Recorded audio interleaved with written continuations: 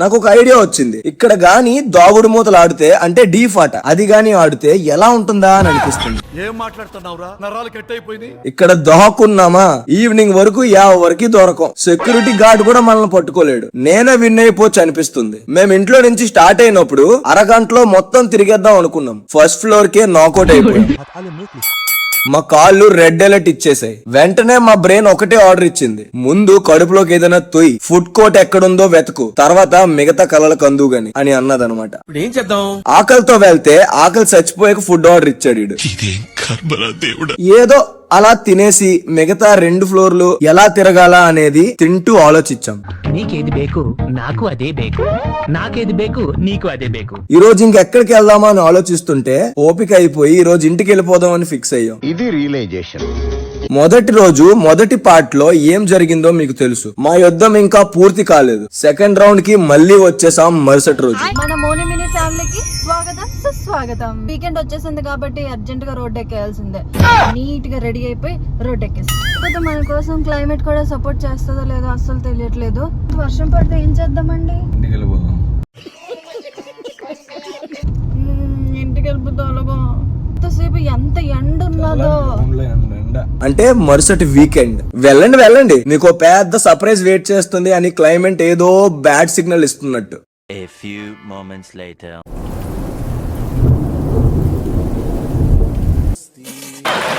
Car ఇలా park చేసామో లేదో దడదడమని పెద్ద వర్షం స్పెషల్ ఎంట్రీ ఇచ్చింది మనకి వెల్కమ్ చెప్పడానికి. ఈ వర్షం వల్ల ఇన్ఆర్బిట్ మాల్ కి కొత్త ఎంట్రీ నుంచి వెళ్ళాం.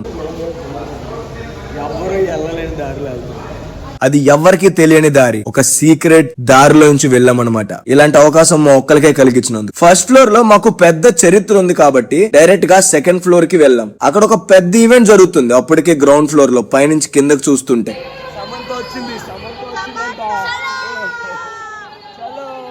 మనం షాపింగ్ చేసి బిల్ అందులో వేస్తే ఆ డ్రా లో ఎవరి నేమ్ వస్తే వాళ్ళకి బ్రాండెడ్ షూస్ నుంచి హ్యాండ్ బ్యాగ్స్ వరకు ఆఖరికి కార్ కూడా ప్రతిదీ గిఫ్ట్ లో గెలుచుకునే అవకాశం ఉంది. మా మొక్కలు చూసారా, ఏదో నిజంగానే లక్కీ డ్రా లో మాకు కార్ వచ్చినట్టు ఫీల్ అయిపోయాం. బాగుందనా? నిజం బాగుంది. లక్కీ డ్రాలో కార్ గెలిచేసాం అనే ఆనందం మా అందరి ముఖాల్లో కనిపించాయి. కానీ అక్కడ అంత సీన్ లేదనుకోండి. లోపలేం లేదు, డొల్లా. అనవసరం లేనివి కొనేసి వేస్ట్ చేసే బదులు హ్యాపీగా తినొచ్చని ఫిక్స్ అయిపోయాం. ఎందుకంటే అంత షాపింగ్ చేసే డబ్బులు మా దగ్గర లేవు కాబట్టి.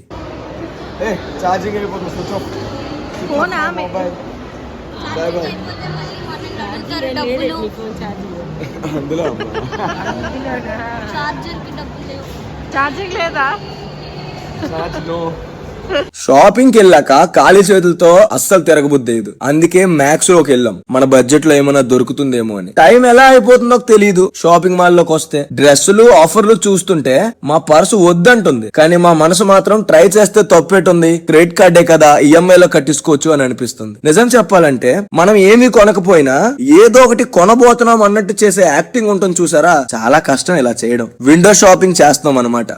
ఏదో తేడాగా ఉందేంటి? అంతవరకు గంగని అటువంటి స్థితిలో నేనెప్పుడూ చూడలేదు.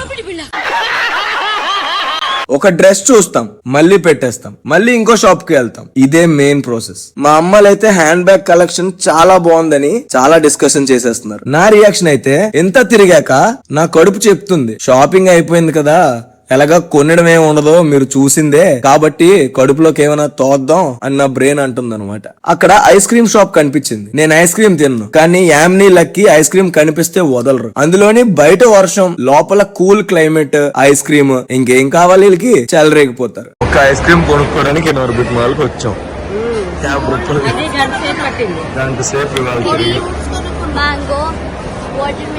కానీ చేతిలో చిన్న పుల్లైస్ పెట్టేశారు. సర్లే అనుకుని అలా థర్డ్ ఫ్లోర్ లోకి ఎంట్రీ ఇచ్చారు. ఆ ఐస్ క్రీమ్ తింటూ, ఆ పుల్లైస్ తింటూ మాకు ఒకటే క్యూరియాసిటీ, అల్లు అర్జున్ గారి మూవీ థియేటర్ ఉంది కదా, అది ఓపెన్ అయిందా లేదా అని. కొన్ని రీల్స్ లో ఏమో ఓపెన్ అయిపోయి అంటున్నారు, కొన్ని రీల్స్ లో ఓపెన్ అవ్వలేదు అంటున్నారు. మాకేం అర్థం కావట్లేదు. వెళ్ళి చూసేసరికి ఇంకా ఓపెన్ అవ్వలేదు.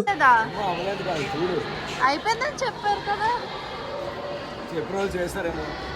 అలా 3 ఫ్లోర్లు కూడా కంప్లీట్ చేసి బయటకు వచ్చాం. వర్షం అయితే కొంచెం రెస్ట్ తీసుకున్నట్టుంది, ఒక చుక్క కూడా పడలేదు మా మీద. ఆకాశం కూడా నా పని అయిపోయింది, మీరు వెళ్ళొచ్చు ఇంటికి అని పర్మిషన్ ఇచ్చింది. సో మా కార్ దగ్గరికి వెళ్ళాం. అందరూ షాక్, ఎందుకంటే కార్ మొత్తం మెరిసిపోతుంది. అప్పుడే అర్థమైంది కార్ వాష్ కి 500 1000 ఎందుకు ఖర్చు పెట్టాలి, ఎందుకు ఇవ్వాలి. ఒక మంచి వర్షం పడితే చాలు, free car wash, natural polish, budget friendly. ఇలాంటి ఆఫర్స్ ఎక్కడా ఉండదు, కేవలం మన మిడిల్ క్లాస్ మోనిమిని ఛానల్లోనే దొరుకుతుంది. ఫైనల్లీ ఇనార్బిట్ మాల్ ఈ రోజు కంప్లీట్ చేసాం. వైజాగ్ లో బిగ్గెస్ట్ మాల్ ఇది, చాలా బాగుంది, మంచి ఎక్స్పీరియన్స్. మేమైతే ఫుల్ ఎంజాయ్ చేసేసాం. వర్షంలో తడాలంటే ఎలాంటి వర్షంలోనే తడాలి, ఎందుకంటే ఇలా వెళ్ళిన వెంటనే అలా తడిస్తాం. చిన్నకి వేస్ట్. ఒకసారి వెళ్ళి చూడండి. మాలాగా మీరు ఫస్ట్ ఫ్లోర్ కే బాయ్ బాయ్ చెప్పేసి అస్సలు రావద్దు. ఆల్రెడీ ఇనార్బిట్ మాల్ ని ఎక్స్పీరియన్స్ చేసిన వాళ్ళు ఒక్క రోజులో కనుక మీరు తిరిగేస్తే మీ ఒపీనియన్ ఎలా ఉందో మాకు కమెంట్స్ లో చెప్పండి. మీ ఎవ్రీ కమెంట్ నాకు చాలా వాల్యుబుల్, ప్రతి దానికి రెస్పాండ్ అవుతాను. ఈ వీడియో నచ్చితే గనక లైక్ చేయండి, షేర్ చేయండి, ఫ్యామిలీతో నవ్వుకుంటే సబ్స్క్రైబ్ చేసుకోండి. మళ్ళీ ఇంకో మంచి బ్లాగ్ లో కలుద్దాం. Thank you, bye bye.